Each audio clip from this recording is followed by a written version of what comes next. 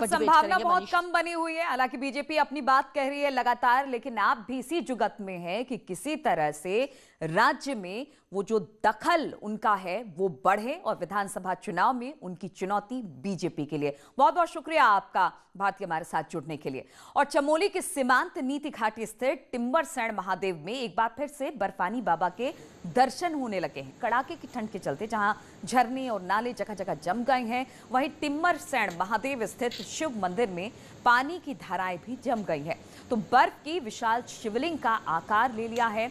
आप भी इन तस्वीरों में देख सकते हैं टिम्बरसैंण स्थित बाबा बर्फानी की अद्भुत तस्वीर। बर्फ में भव्य शिवलिंग का आकार ले रखा है।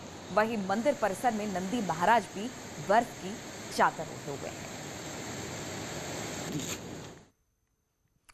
और चमोली के ऊपरी इलाकों में जहां बर्फबारी हुई है, तो वहीं निचले इलाकों में बारिश की वजह से ठंड बढ़ गई है। बद्रीनाथ धाम की बात करें तो यहां पर रुक रुक कर बर्फबारी का सिलसिला लगातार जारी है। औली के ऊपरी इलाकों में, साथ ही गरसोन टॉप में भी बर्फबारी हो रही है। मौसम विभाग के मुताबिक आज भी बर्फबारी देखने को मिल सकती है।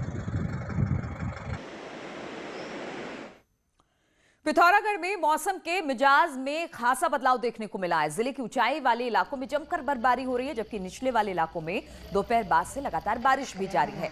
मुनस्यारी सहित कई ऊंचे इलाकों में सफेद बर्फ की चादर से लिपट गई है। मौसम बदलने से तापमान में भारी गिरावट दर्ज की गई है। बावजूद इसके लोग बर्फबारी का मजा लेते दिखाई दिए।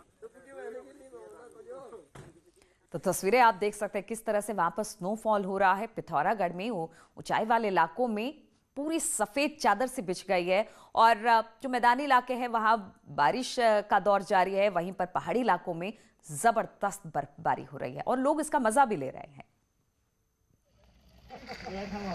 और इस मौसम की पहली बारिश किसानों के लिए वरदान है। काशीपुर और तराई में हो रही बारिश ने मुरझाए किसानों के चेहरे पर रौनक ला दी है। किसानों की माने तो इस बारिश से गेहूं, गन्ना, मटर की खेती को फायदा पहुंचेगा और किसान लंबे समय से इस बारिश का इंतजार भी कर रहे थे। रबी की फसल को बहुत फायदा होता है। जितनी ज़्यादा ठंड होगी गेहूं हमारा उतना ज़्यादा अच्छा होगा। ये बहुत अच्छी बारिश कहलाई जाएगी और बहुत अच्छी पैदावार में बहुत बढ़ोतरी करेगी।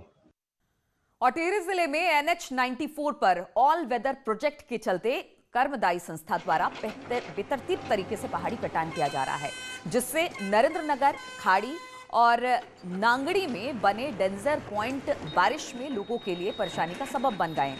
हल्की बारिश में ही मलबा और बोल्डर गिरने से NH पर चलना फिरना मुश्किल हो रहा है। संस्था द्वारा अभी तक डेंजर पॉइंट पर सुरक्षा वॉल और ट्रीटमेंट का काम नहीं किया गया है।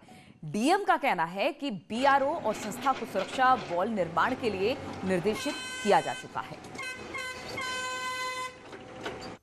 पॉइंट हमें लग रहा था तो वो तो तत्काल BRO को निर्देश दे दिए गए हैं कि उसको बिना किसी भी धनराशि के वेट किए हुए उसको अगर वहां पर किसी तरीके से जान माल के खतरे होने की संभावना है तो उसको सुधार लिया जाए। और राजाजी टाइगर रिजर्व में भले ही कॉर्बेट से एक बाघिन लाकर ट्रांसलोकेट कर दिया गया, लेकिन राजाजी से सितंबर महीने से गायब बाघिन का अभी तक कोई सुराग नहीं लग पाया है। इस बीच वन मंत्री हरक सिंह रावत ने अधिकारियों से बाघिन को लेकर स्थिति स्पष्ट करने को कहा है। वन मंत्री हरक सिंह रावत ने कहा कि बाघिन की तलाश की जा रही है, जो पद चिन्ह मिले भी हैं उनकी जानकारी जुटाई जा रही है। साथ ही अधिकारियों को आदेश दे दिया गया है कि मामले में अलग अलग बयानबाजी ना करें। लगातार तलाश जारी है। अभी 2 दिन लगातार हमारे डायरेक्टर राजा नेशनल पार्क पूरे जंगलों में उसकी तलाश करते रहे और मुझे बताया गया कि कई जगह उसके निशान भी मिले हैं, लेकिन अभी उसका परीक्षण होना शेष है कि वो जो निशान हैं वो उसी बाघिन के हैं। और मैंने अधिकारियों से कहा है कि भाई कोई भी अपने अपने स्तर पर बयानबाजी न करें, चाहे उपनिदेशक हो या ये इस संबंध में जो भी